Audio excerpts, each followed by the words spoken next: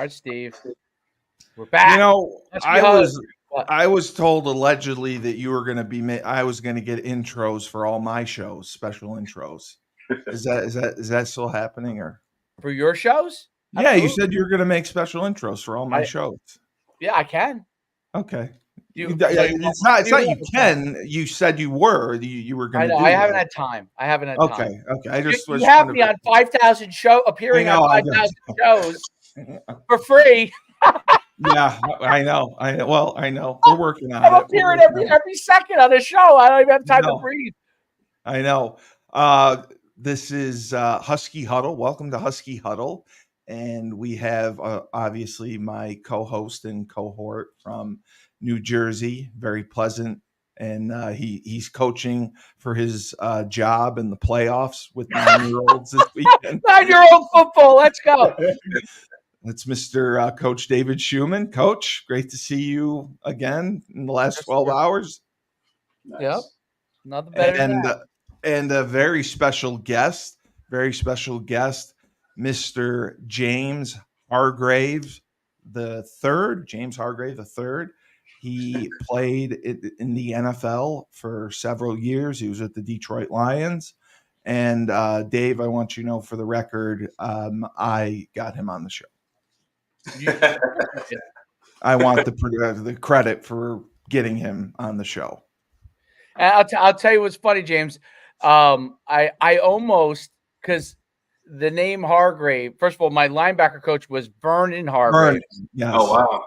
Yeah, that was my linebacker coach at college, Vernon Hargrave. Spelled obviously differently, but Vernon Hargraves. And when I was an NFL agent, one of the guys I pursued, who's in the NFL now as a defensive lineman, is Javon Hargrave. Okay. Right. Exactly. So when I first put it all in, like I was putting it in and like I wasn't really paying attention. And I had put in Javon Hargrave without even like thinking, because it was just like, I don't know. It was just I changed it, but initially I was like, I'm like, no, that's not. That's the guy that is currently in the NFL playing defense. Right.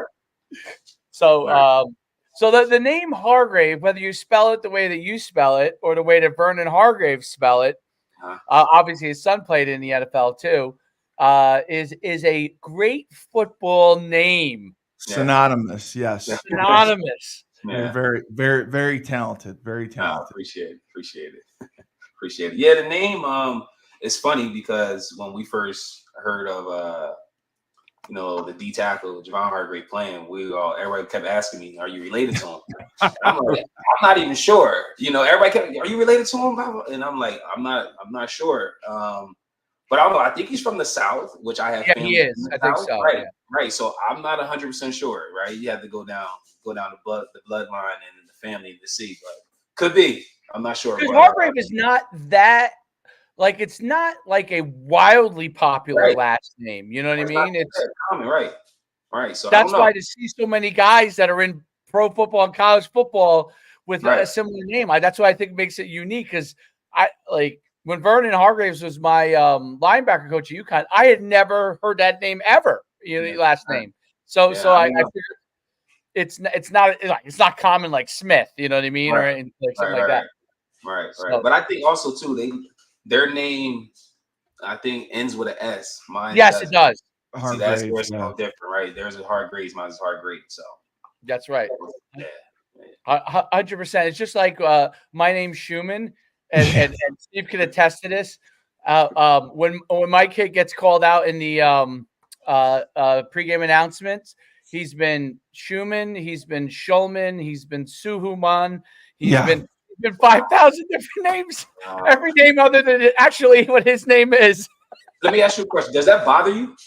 You? Not much bothers Dave. Not much. No, you know what? I guess because growing up, there was, believe it or not, in my elementary school, my last name was Schuman, and there was a kid. There was a kid named Schumacher in my school, right? Schumacher. Wow. Yes, there was actually a kid named Schumacher in my school, and there was no one else in the whole entire town with that those naming convention. But there were Right. 2 people in the same grade in the same school with that. So it was like I had, by the time I got into high school, it was said wrong so many times that I was already like, like it didn't even really like I more like laughed at it. You know what I mean? Like, Yeah.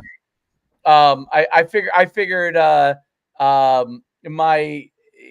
my performances athletically would be standing out, that they had to keep saying that name over and over and over again and struggling with it. I just thought I started to think it was just great. I'm like, they have to say this name all the time. And they're like, what is this name? It's not like it's not a common name that you would normally have to say. So, James, I know that you played for the Lions. How many years did you end up playing for the Lions? I was only there. So what happened was they picked me up. I was there in like the beginning of the season a little bit, and then they end up. I ended up going to NFL Europe. Like allocated. Right. You played. I know you played in NFL Europe. Right. I played with Hamburg Sea Devils. We actually won the championship. Actually, that was the last year. Yes, you did. Won the championship over there, which was amazing. Came back, and then I was with the Lions for a little bit. And then not to get too deep into it, but the business aspect kind of got to me, right? Not to me personally, but that's what took me out of the league, right? It was, and then like, I had some really good coaches. And then it just came down to a point where even one of the coaches, I still remember to this day, he was just like, listen, like, this is the business aspect. Not that and the guy ahead of me, I don't want to throw shade, but but that's how it is, man. Yeah, he wasn't better than me, and I proved it on film. I knew all the playbook. I had it down pat because we ran the same defense in Germany, right? So it was just like when I went to camp, I was on it. And then my linebacker coach came to me, and he was just like, listen, like, this is a business aspect. He said it's nothing personal. It's just, and it kind of was just like, I kind of ended up finding out, from a little bird that it was like one of the coaches, they were kind of like, close. And he was favorite, right? But it's part of the business. It is what it is. And then I ended up coming over here to the Canadian League, playing in the CFL. Played with the Tiger Cats, and did a little bit there, and then I've been up here ever since. Man, my wife, good. Kids, and now I'm a strength and conditioning coach, and I do a lot of like group training. I'm actually in the middle of like running hockey programs right now, believe it or not. All right. Yeah. I got a few hockey Do you teams. skate? No, actually, I don't skate like that, but I do all the dry land stuff. Right. So I'm their coach. After they get off the ice, they come to me, and I'm training all the teams, anywhere between 14 to 18 kids. In the middle, get a baseball team. I got a basketball team coming, so this is growing for me, man. So is it your own business, your own entity? Is it so just the way you? So I'm under a gym right now. My goal is to get my own gym. It's just, to be honest, it's tough, right? Because now before it was more of me just trying to look for a small business, but now that it seems like the way this is going, it's going to be more teams for me. I have to find a space big enough where I can fit 20 kids. Yeah. Right. And that's not cheap. No. I don't know if you know about the Toronto area. It's expensive up here. Toronto's very expensive. Yeah. No, Dave knows because Dave ran one-day camps, and Dave also trained players as well. So he's right in your ballpark. Do you know Jordan Younger? JY. Yeah. Do you know him? No, I do not. Because he played for the Argos. Yeah, and then put him in touch with him. I don't know if he still does. Yeah, he coaches. He's a DC. I'm saying he's in Toronto, isn't he? Yeah, he is. So Jordan played at UConn. Like, I guess he was probably a senior. I played with him. Yeah. Yeah. Okay. Yes. And then because he was JY.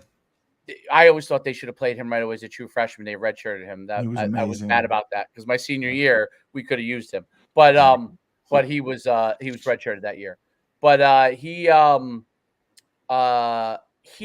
ran for a long time, and I know the woman who funded their program.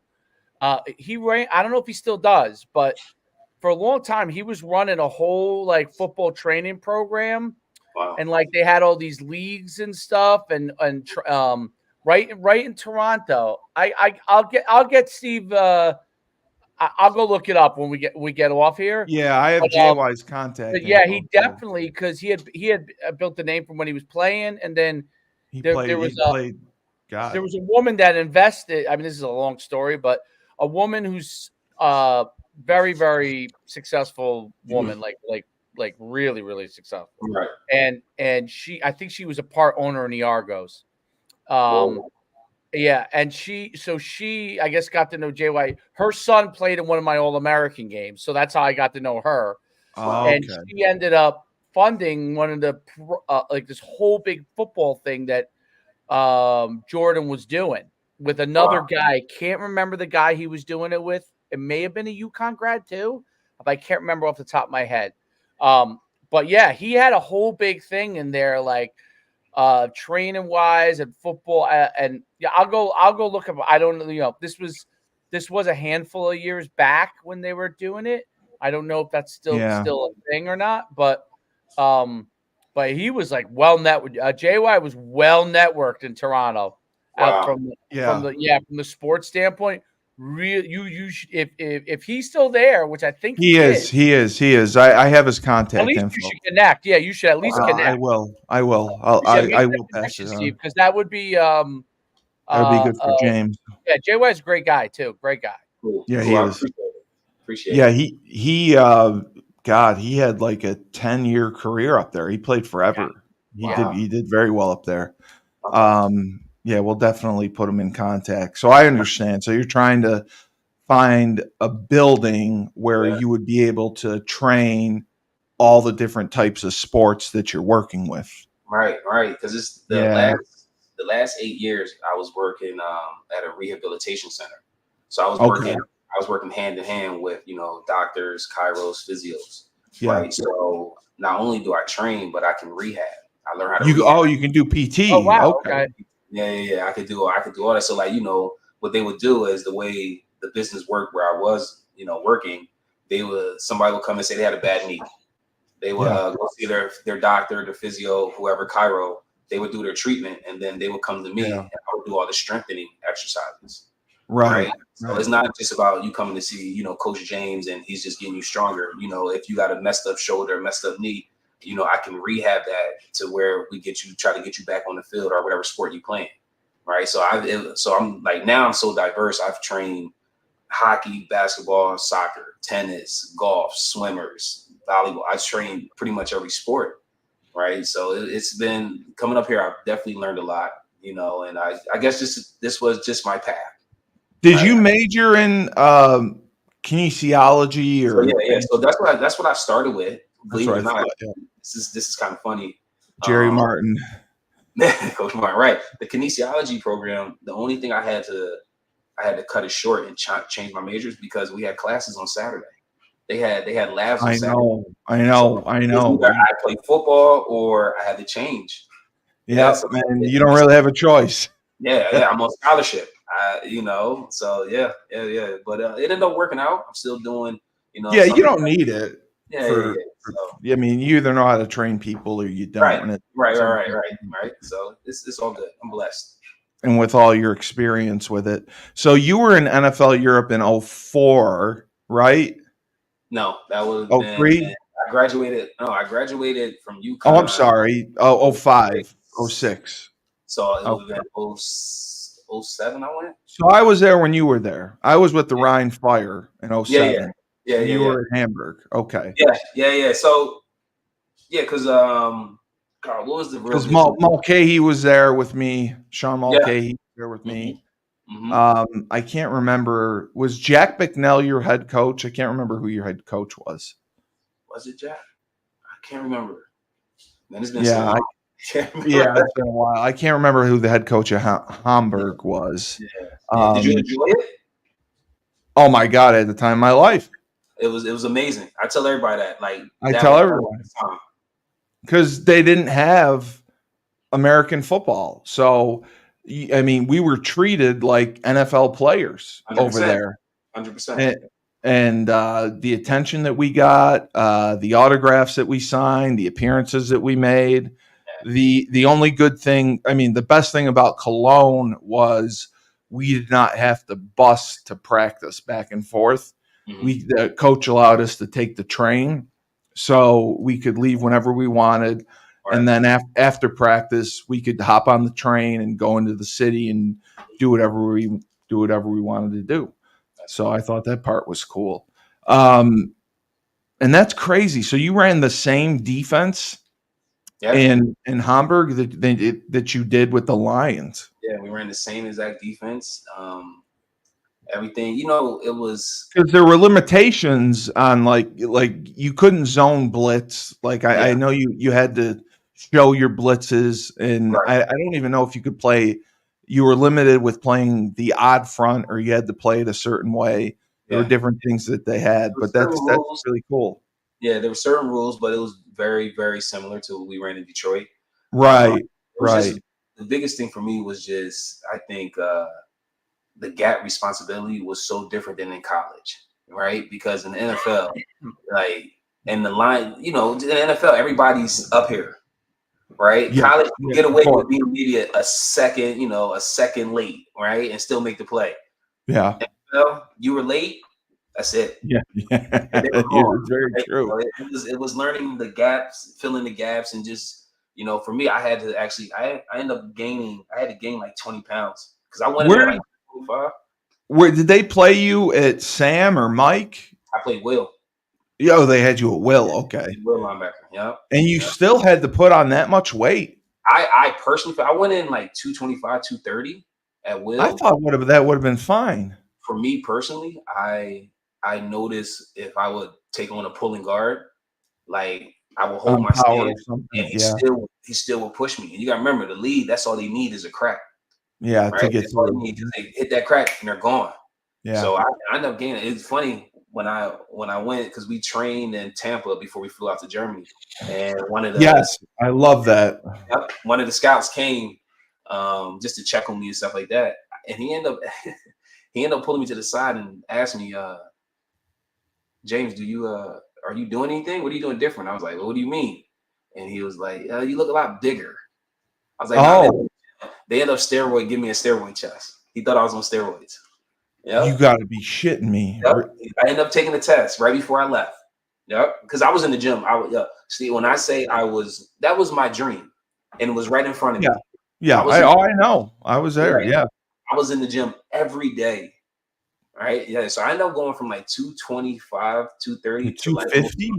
Like, yep. That's amazing. Yeah. Was it your own coach that noticed it and no, it was the scout. Right before we flew, we had a scrimmage. Yes. You remember we used to do the scrimmage, right? Against every weekend. Yes. Right. So it was that last scrimmage. And that's when he came to me and he like pulled me aside and he was like, you're a lot bigger. Yeah, like, what's going on? Like, yeah, man. Like I've been in the gym, right? And he was like, okay. And then like, no lie, like 24 hours later, they woke you up and they're like, here's your cup. Here's your cup. Go take it, take that test. Yeah, but it was all good, man. Dave, did you ever send anyone to NFL Europe? Because you signed some guys. Was gone by the time I was an agent. Oh, okay. Yeah, that was because I became an agent, and it was 2000. I was an agent from 2000. I want to say, I think the first 8, 9. 2014, I think I started, but the first draft year was 2015. Okay. And then I think 2015 was the first draft year, and then I was done in 2021, I think was the last. James and I played in the last season of NFL Europe. Oh, you did? Okay. Yeah. 2007 was the last year because it was Paul Tagliabue's baby. Paul Tagliabue, had a vision of really having overseas teams or having like a true overseas league. And Roger Goodell came in and it was ridiculous. He thought that it was a waste of money. Now, each team, it cost them $1 million a year to fund NFL Europe. $30 million to the NFL is a drop in the bucket. Sure, of course. So I was furious that he closed it down because it did help develop players, because the Right. only way you get better is if you get reps. You Right. need those reps. And Right. if you're not getting them in practice, there's got to be a place to get them at. And that's why quarterback development was so big over there. And we saw, I mean, there's a lot of guys, a lot of success stories came from NFL Europe. And it was a shame to see it go. And now there is no developmental league. Yeah. And James, I think to your point, I think there's enough talent to support 40 NFL teams. I think they just don't get an opportunity. You took the words right out of my mouth. Like the talent, the players I played with on my team when we won, unreal. We had one of my boys, Justin. He was the starting corner from USC when they had Reggie Bush when he won on the national championship. A monster.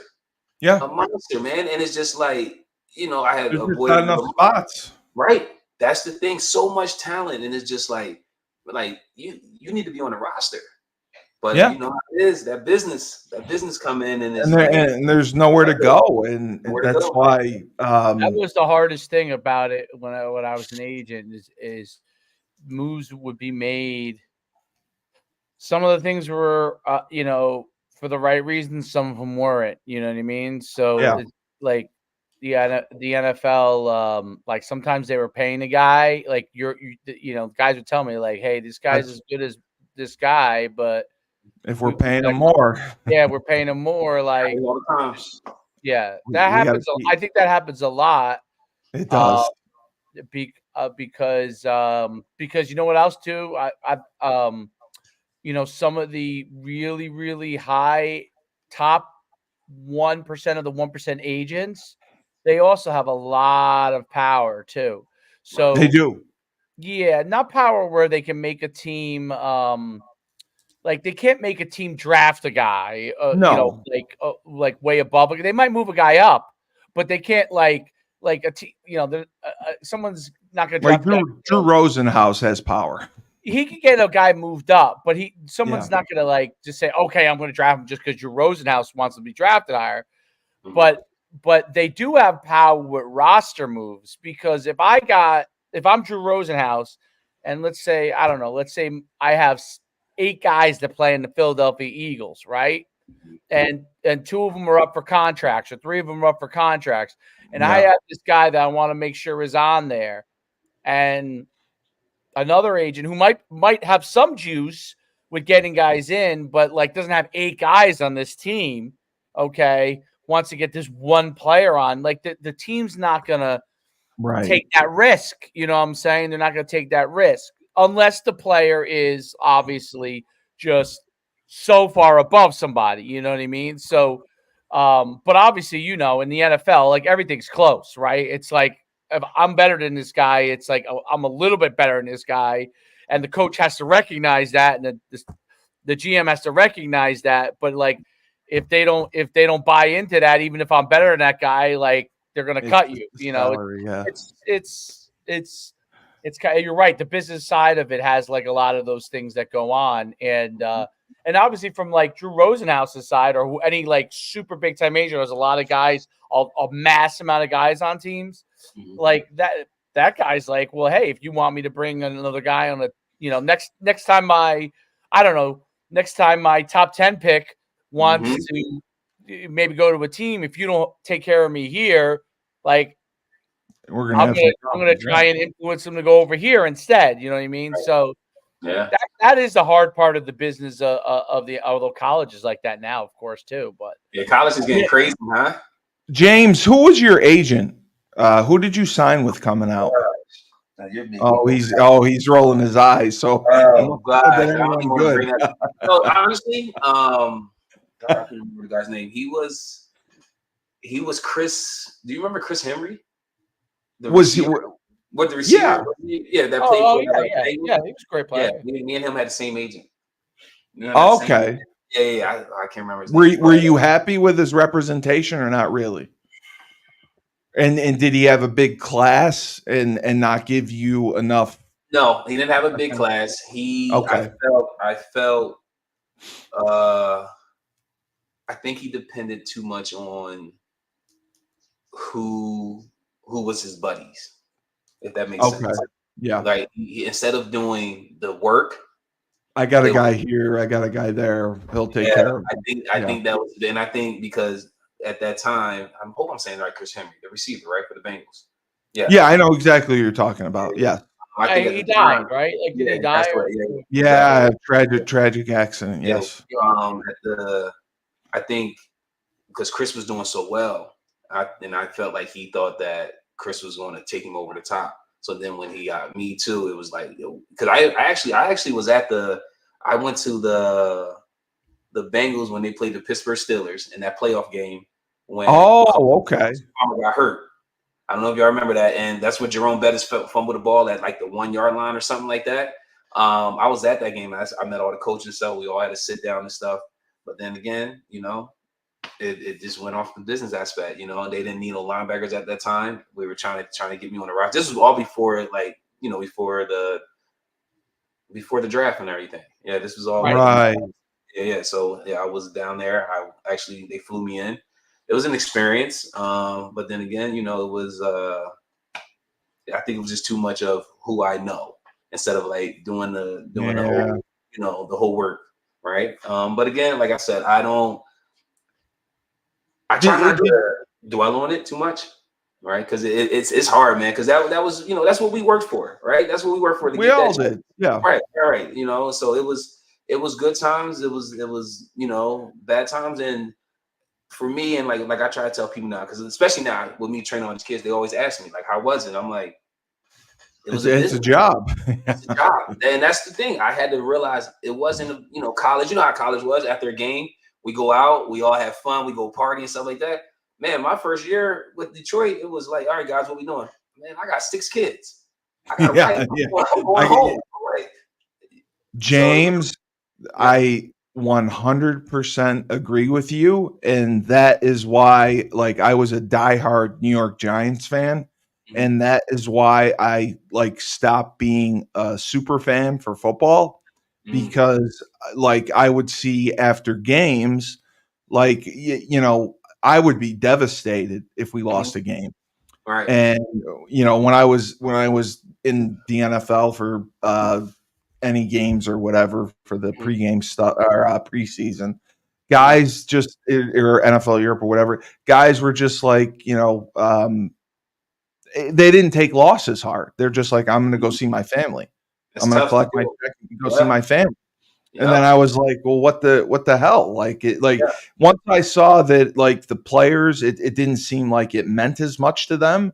Right. Then I was like, well, what the hell am I losing sleep for it over it being a fan? Right. So that's why I was frustrated, and I have not been a super fan since then. Yeah, it's tough. But I completely understand. But yeah, the NIL stuff has changed everything. The transfer portal has changed everything. Yep. And we finally have started to adapt, which is good.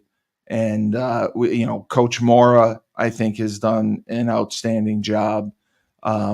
With he's done more with less, and we're finally getting things going now with a collective. And I saw it up close. I was there for the Temple game. James, was the first time. It was the first time I went to a game in probably 20 years. Wow. I think the last game I went to was the Meineke Car Care Bowl. I went to that game. Wow. But yeah, that was the first game I went to since then. And it was just so good to see the difference in talent that we have because of the NIL. And with we don't have the $30 million that Ohio State does or anything, but Mike Burton and Bleeding Blue for Good has done a nice job, raising some money. So, we have improved. Like, we've won the most games in September in the past over a decade. We're 4-2. We're 4-2 at this point. We haven't done this well, I think, since 2010. So it's good to see that it's making a difference. And I had Matt Newsy on yesterday. Matt Newsy, Dave, just so you know, Matt Newsy credits me for our success. He says starting Husky Talk is the reason we're having success. So I will take some credit for that as well. For what success? For the team having success. He thinks team? that Matt Newsy was a kicker for UConn. Oh, for UConn, the team. Yes, I like that. He said, you you're know what? like Yes. enthusiasm into the program. I would agree with that. That's what he said. He said, "New head coach, Morris out. You're in, Cully." He said, "You guys." He said, "You and Dave. You know, bringing on these shows and bringing the alumni back and covering the team has brought like a sense of pride and enthusiasm back that we haven't had in a while." And he really think you have you've had a lot to do with it. Well, you too. You too. Interviews you've done, like, I mean, honestly, I piggybacked off of what you did, but what you did with the Husky Talk and the ground you've covered and number of interviews you've done with it, like, there's no doubt that at least the alum, with a minimum from the alumni standpoint, like, there's definitely a huge level of enthusiasm. And believe me, like, if you're a player, I mean, I don't know.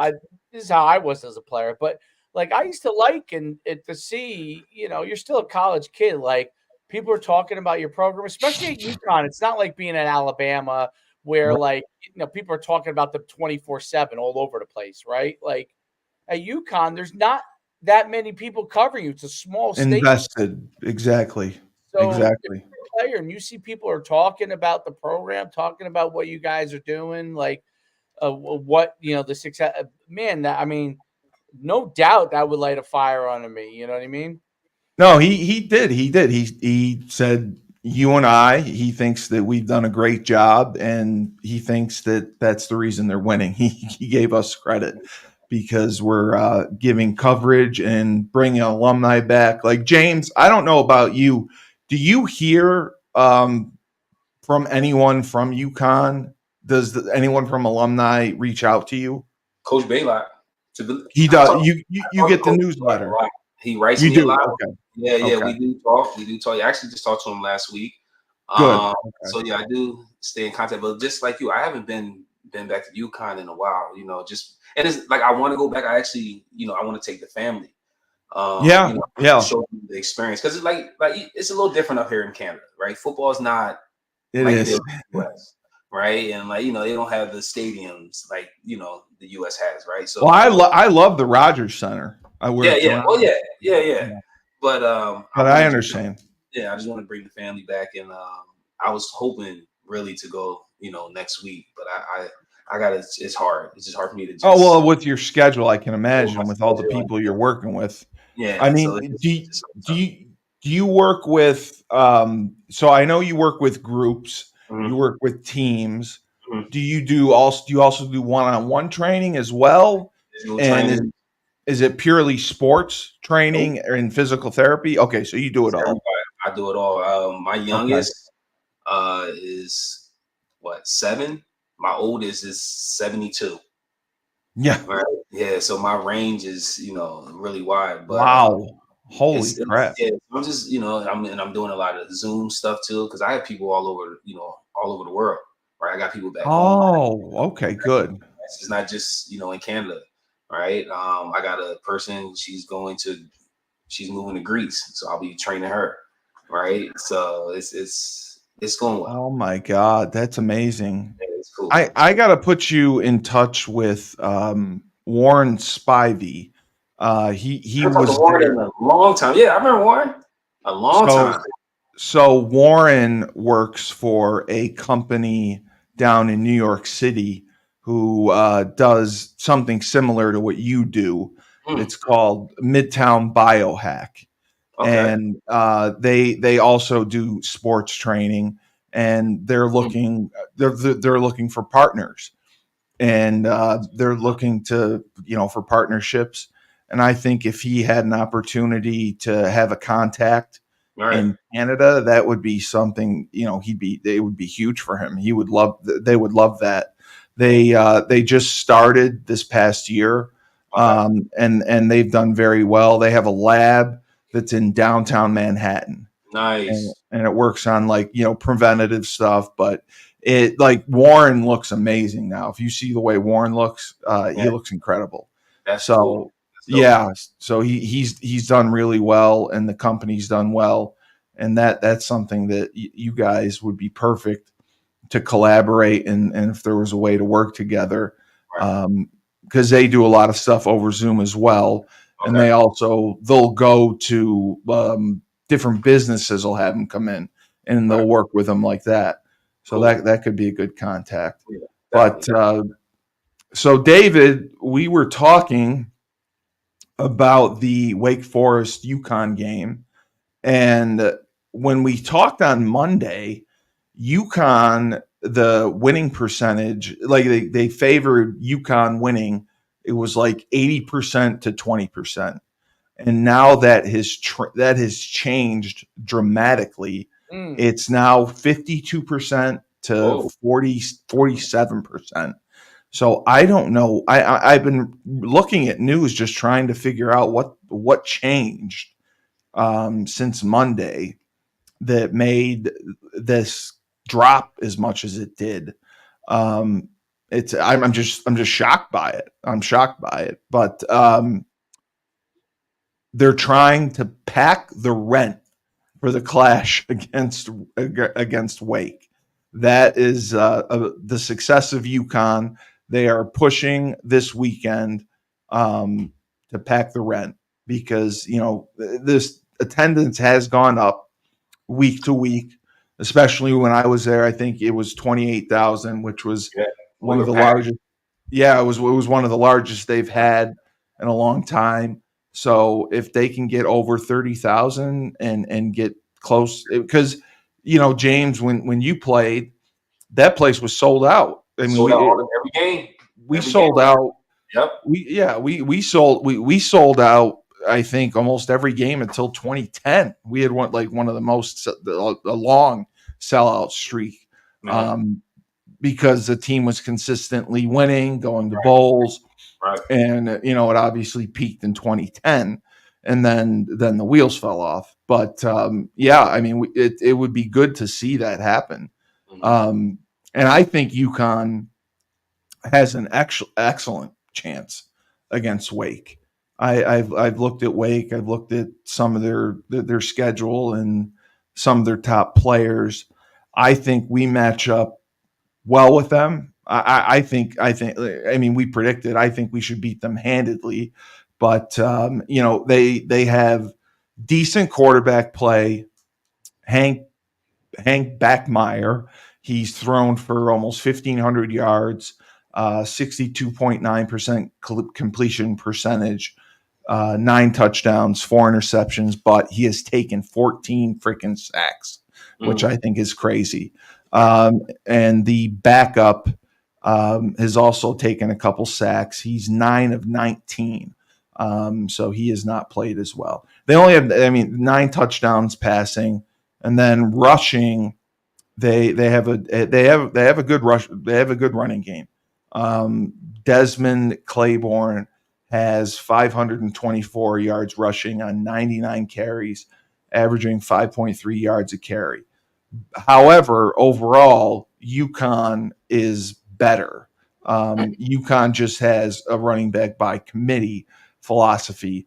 The freshman the transfer Darrell Robinson has 421. Oh, he is a freshman. Okay, so they redshirted him, and this is his redshirt freshman year. He has 421 yards rushing.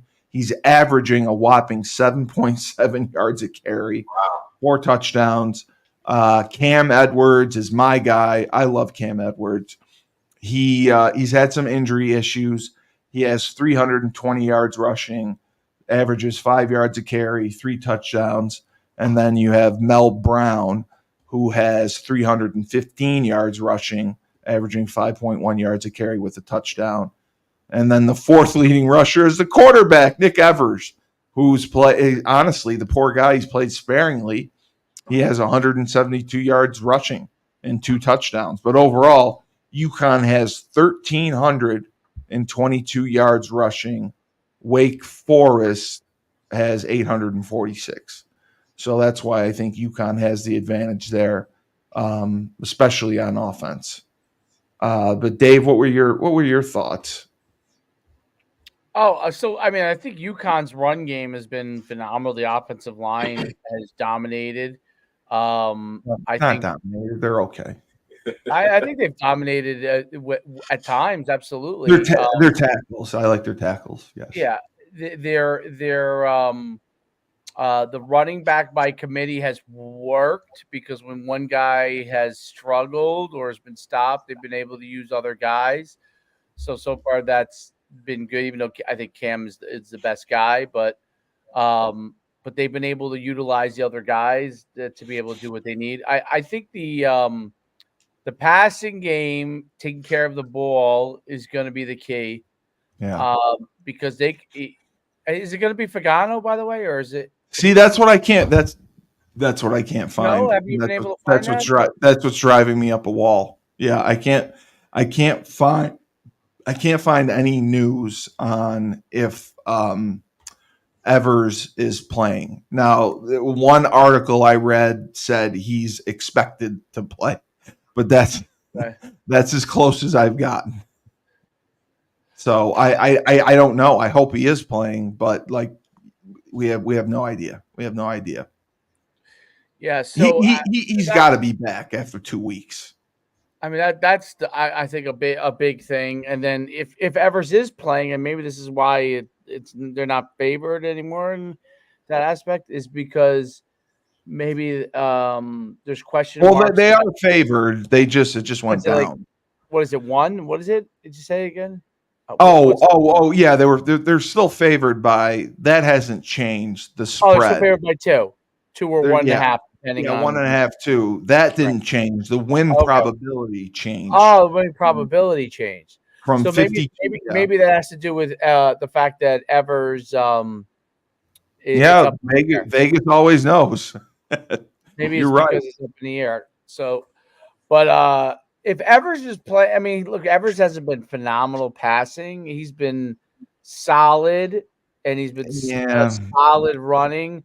Fagano was great against some of the bad teams. Not that great last week against Fagano. Temple. I wanted to punch against Temple. I don't think Temple's very good, but no, they're not. James, I'm sorry. I know you haven't seen a ton of UConn, but this guy Joe Fagano, however you say his name, and Joe D'Ambrosia corrected me on how to say it properly. I watched this man miss 2 open touchdowns. He had 3 turnovers, and he's slow as whale shit. So whenever they run zone read and he pulls it, he either gets a loss or he'll get like 2 yards and it looks like he ran a mile, and it drives me up a wall. But yeah, him running. I mean, running. It's painful to watch him run. Well, and he has no. He should be. Like the question is Fagano having a hard time as the defensive players get faster? That's my thing. When you go levels like within Division I, like some of the teams don't have as fast DBs, so you have a little more open space to get delivered a ball. And as you get it against better and better teams, even though Temple's not, great, but they maybe have a little bit faster DBs. The window closes. Yeah. You get now. Obviously, an ACC team is going to have even faster DBs, right? So as you get up the level, is that a problem for Fagano? I don't know about Evers because obviously he's been out a lot. But for Fagano, is that an issue as the windows get a little bit smaller, completing passes in those? Because that's the difference between a really good quarterback and an okay quarterback is that when the DBs are faster and the difference between the offensive player and defensive player is that close, and you got to complete it. Separation. Yeah. Yeah, can you get it indoor? Because if you're not accurate, that is the difference between literally a completion and an interception.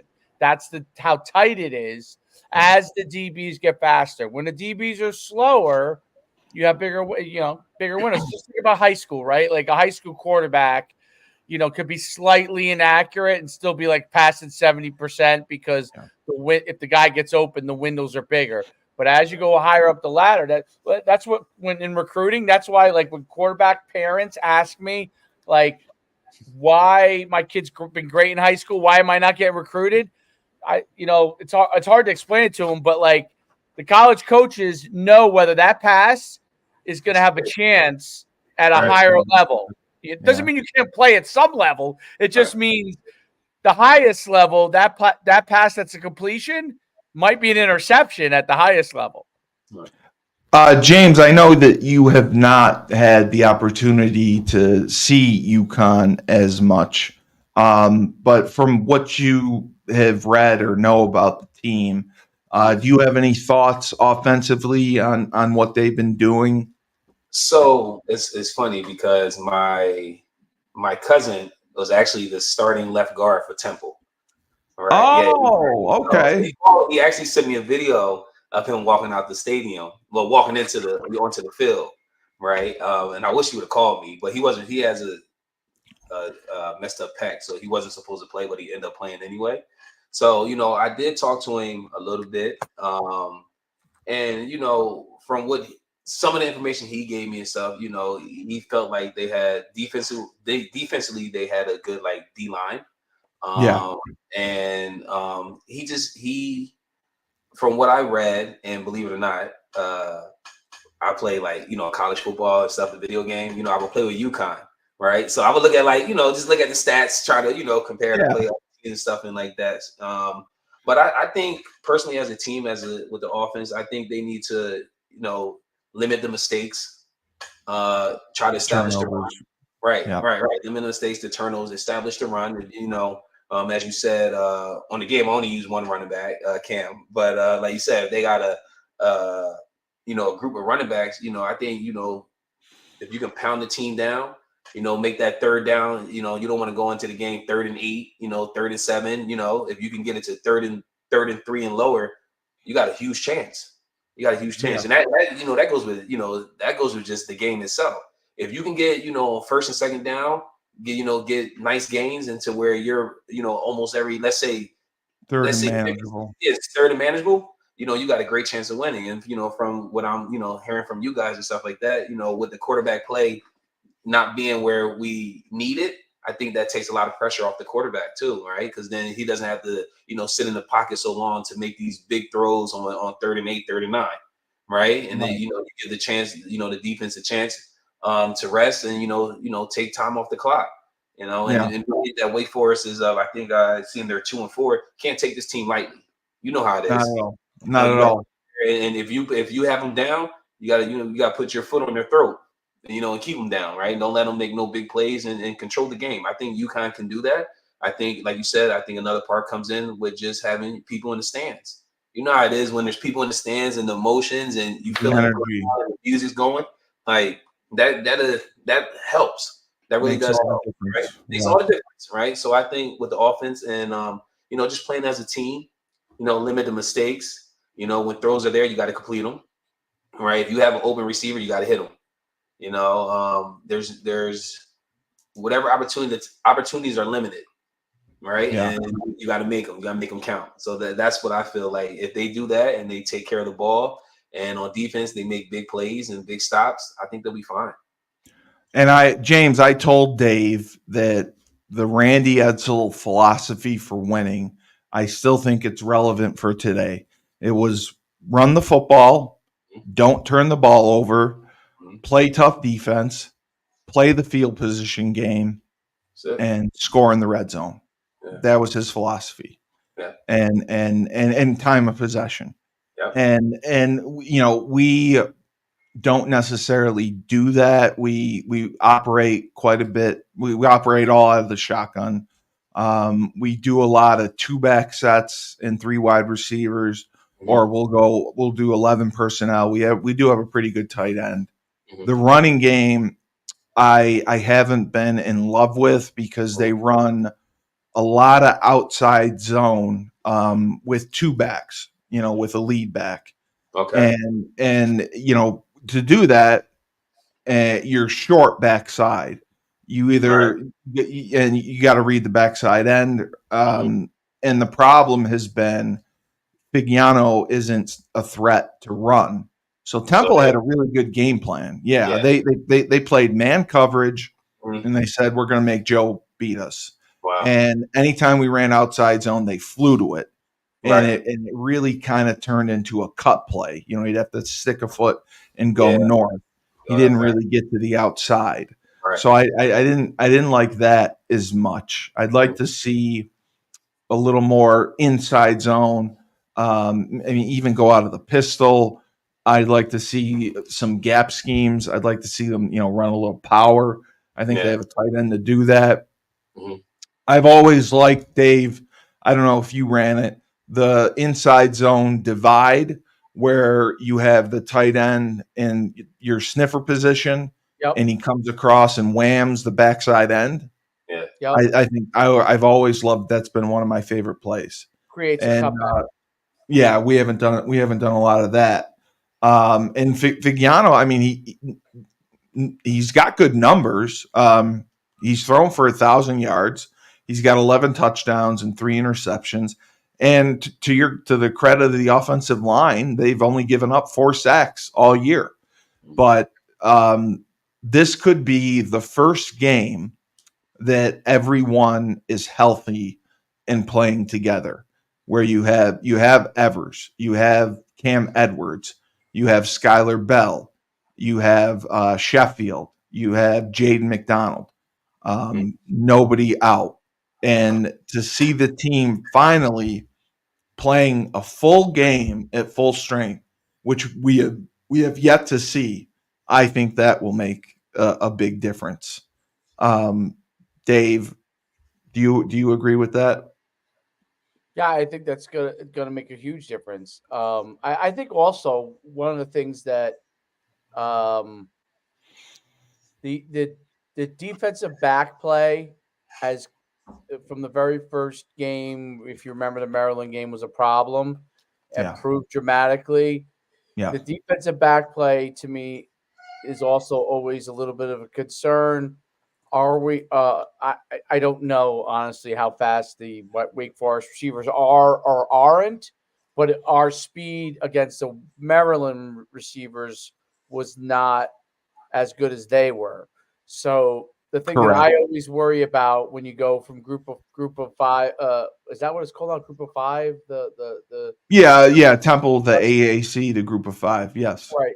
So like when you're playing group of 5 schools versus playing the Power 4 schools, is that just because of NIL and transfer portal, really? I mean, that's the biggest reason.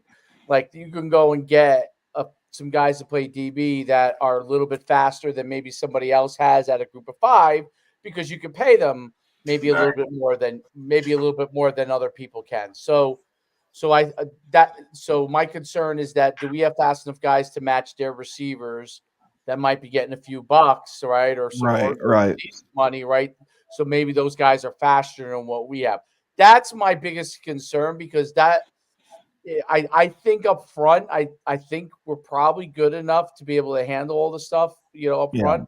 At least we've seen that, the last several weeks. Do they get a shot down the field because we get in a situation where in a man-to-man situation because of the 3-5-3, which we talked about, like where you're going to come after guys more.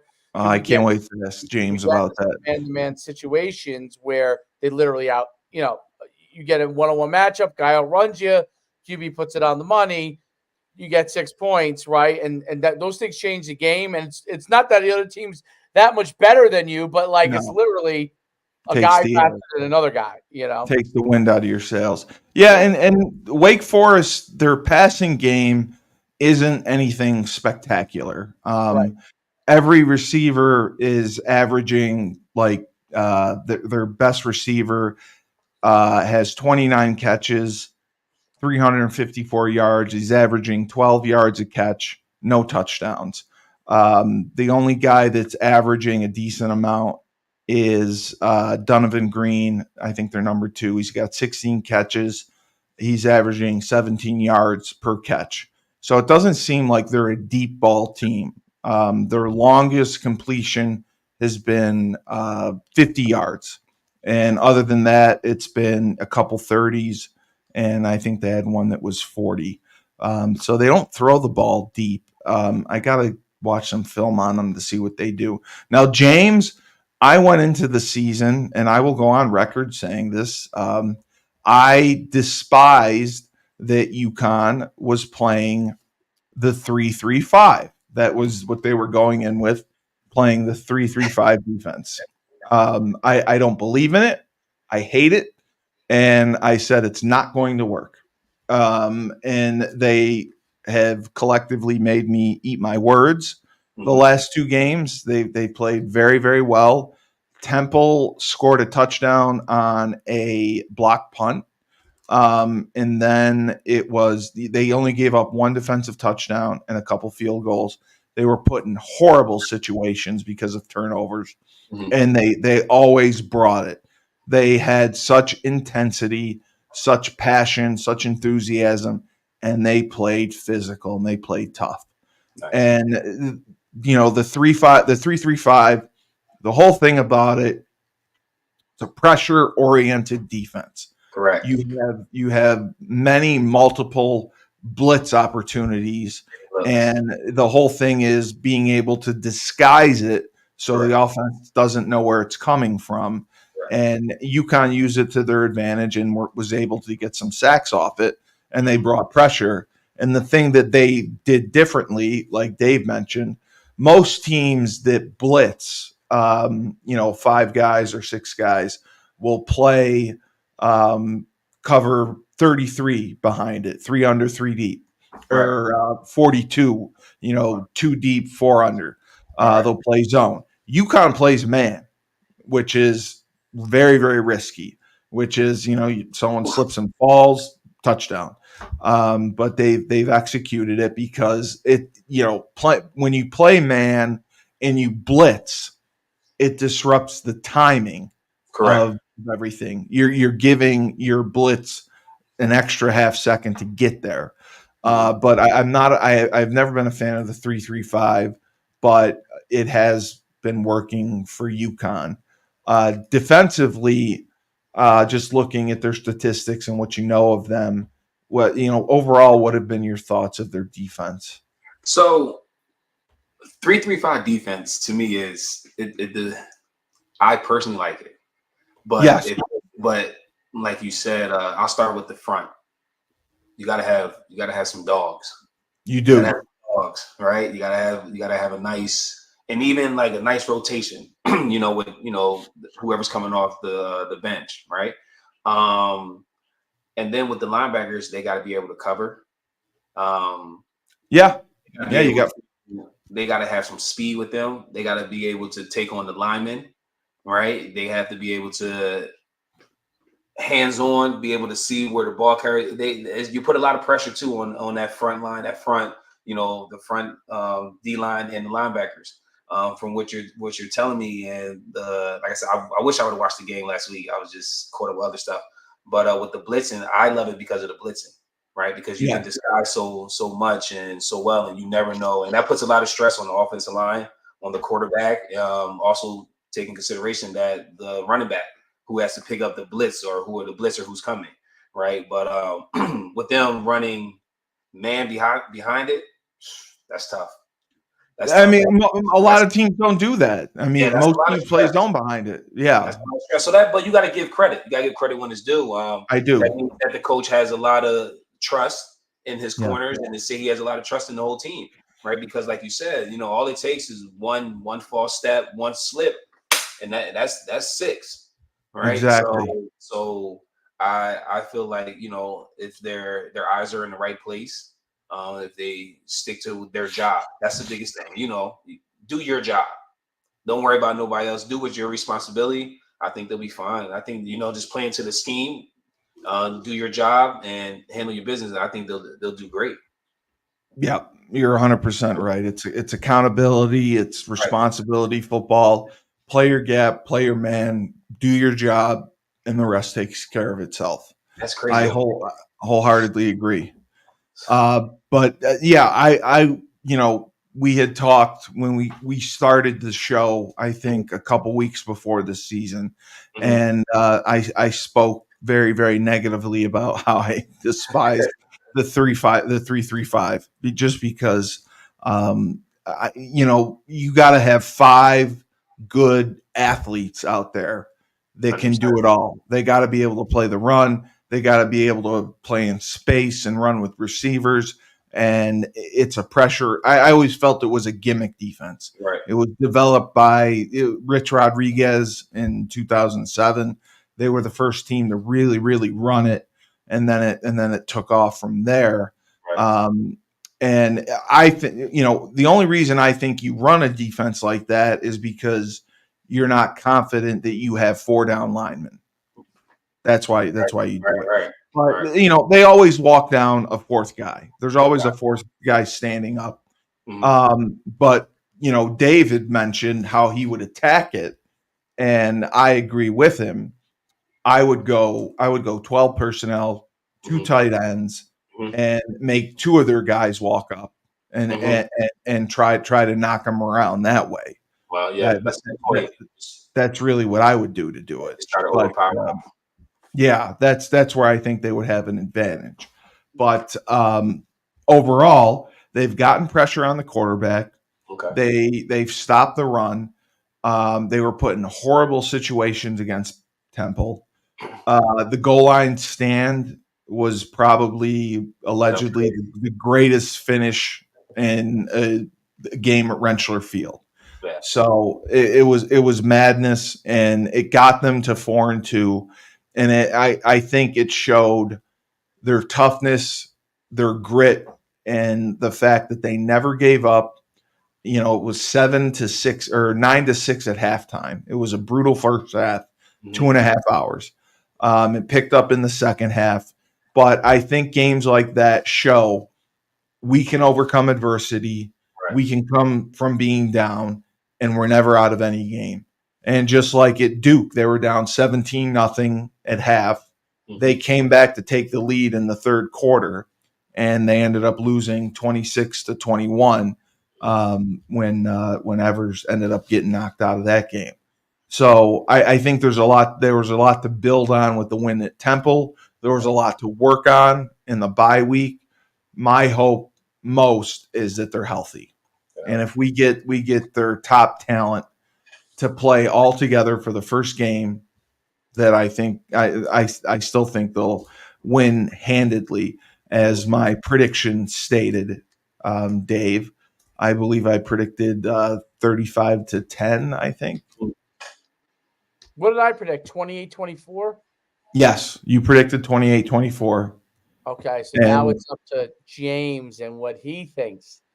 Well, we won't put James. We don't hold him. No, that's fine. He's held to our gambling. He's not held to our gambling. Tyler's part of that. Tyler's part of it. He can still predict, though. He can still predict. Yes. I have a question, though. Let me ask you this. Yeah. I know earlier you were talking about the win. How special teams want to play in this? Now, man, James, they see. Okay, I coached college football for 10 years. Mm-hmm. I specifically refuse to coach special teams. I hate special teams. I wanted nothing to do with special teams. I hate it. I absolutely wanted nothing to do with it. But everyone uses the shield for a punt now. Right. UConn uses a modification of the shield where instead of having 3 guys up, they have 2 guys up and 1 guy over. And I can't remember who pointed it out. Somebody pointed it out to me that they saw it. It was somebody that I interviewed. I can't remember. That said they saw that Temple was overloaded on the one side, and UConn should have moved the gunner in to account for him because they had 5 guys coming from one side, and they just were outnumbered and they didn't adjust. So special teams wise, the kickoff returns and if you move the gunner Sheffield's done a good job. If you move the gunner in, wouldn't you still have 5 guys come from the same side? Because now your anti-gunner is also moved in. Well, I think you would move the gunner in, and I think you'd have to move the other guy in the shield over to that side. Oh, gotcha. Okay. Because they had a 2-man shield. Right, so if right. They, I got it. Yeah. If so they now had a 2-man shield. I don't know why college football loves that. The shield. I don't. Maybe I'm old school. I hate it too. I like the 2 wings and the guys kick sliding with the up back, right? Like the personal protector. That's all you need. I hate the shield. I hate the shield. I see video after video of teams blocking punts on the shield, dude. Over and over again. They put linemen there, and that's what I used to hate. You get a guy to move slightly out of place, and the guy he's got to open. Yeah. The guy in the middle is a lineman, which I always hated because I was a line coach, and I'd have to put 3 of my linemen in the goddamn shield, and to get killed.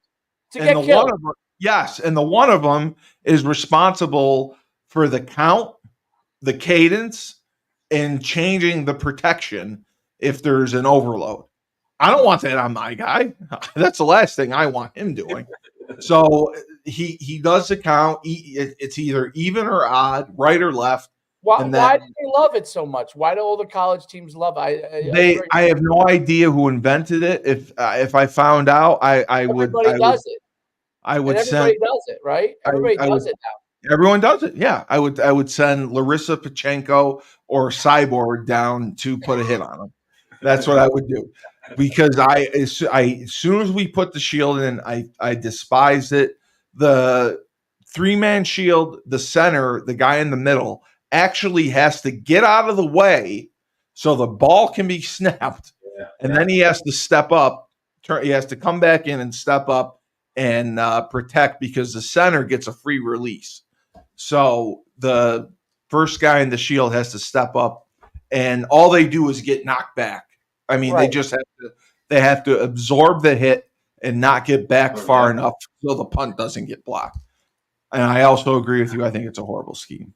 But special teams wise, Sheffield has done an outstanding job as a kick returner and a punt returner. I think he's done very well, and I think they put Skylar Bell back there as well. So I think they have the advantage there. But, I mean, UConn is still favored by 1.5 to 2 points, depending on where you look at. And the over-under is at 58. So, no, it moved. It's 56.5. So, I'm definitely taking UConn, and I am definitely taking the under.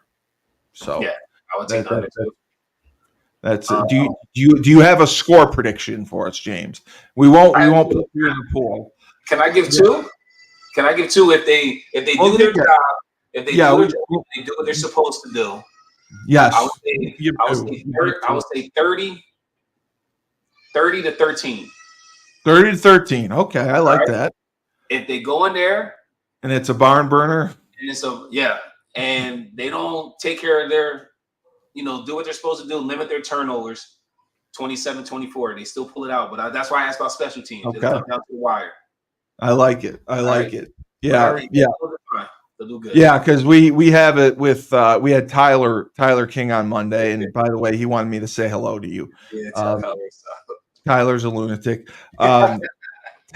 Tyler, Dave, and I, we put a little money on it and basically said whoever has the closest score wins, and whoever has the score that's the worst, that's not as close, has to donate $100 to Bleeding Blue. Oh, I thought it was 50. Well, whatever, 50, whatever you want. Charity donated. I've donated too. We'll donate $50 to Bleeding Blue just to make it interesting and to help Mike Burton out.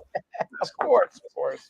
We'll do that. So that's our bold prediction on Husky Huddle, and we will. It's going to be funny because we're gonna we're gonna have to start the basketball show. We're gonna have to do Husky hoops after this. Oh, that's right. When the basketball season started. Yeah, that's gonna be big for us. Cool. So I'm excited. So James, let me know if you end up making a trip for a game if it works out. I know you're busy. I'm very happy that you're doing well. I'll definitely touch base with Jordan Younger, JY. He was a senior when I was a freshman. He's the defensive coordinator at the Toronto Argonauts. So I'm sure he'd be thrilled to help out a UConn guy. And then Warren Spivey, I got to put you in touch with him. Please. They're doing some great things at Midtown Biohack in Midtown Manhattan, and I think he would love to have a contact up in Canada. And they also do a lot of Zoom stuff, so there could be a partnership opportunity there for you. Perfect. And that's what we're trying to do. We're trying to bring some alumni engagement and bring the UConn crew together. Yeah. That's how I got started with Dave. Dave was nice enough to show my YouTube channel was getting 20 views per episode, and now that Dave has been showing my content on his shows, we get a few thousand, and then we also do it on social media. So we appreciate it, and we'll definitely put this up, and I'll be sure to tag you. And all I ask is share it, repost it, and then tag your crew, so we can keep spreading the word and get the message out there. Because you have a different group than I know, and we want to get them on. And anyone that you talk to who would like to come on the show, we'd love to have them on as a guest. And then I want to schedule you. I got to get you on the other show I do, Husky Talk. Sounds good. A lot in the works. I appreciate it. I really appreciate the opportunity. Coach. It's been a pleasure. I appreciate it. Coach, it was great meeting you. I think what you guys are doing is unbelievable. Keep it up. And anything I can do to help, I definitely will. But again, I appreciate the opportunity and thanks for having me. Oh, it's great having you on, James. Great meeting you too. Really great meeting you. Same here. All right. Well, James Hargrave, played former UConn linebacker, played in the NFL, played in the CFL, now running his own business, training different teams. He does PT. He works with ages 72 and down to 7. I'll definitely put a link to your, if you have a website or anything, any contact info, just let me know.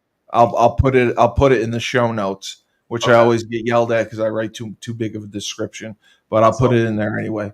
And for the coach, always Dave Schuman. I'm Steve Cully, the best podcast host in the universe. Remember, when life gives you lemons, don't make lemonade. Take 2 oranges and throw them back at life.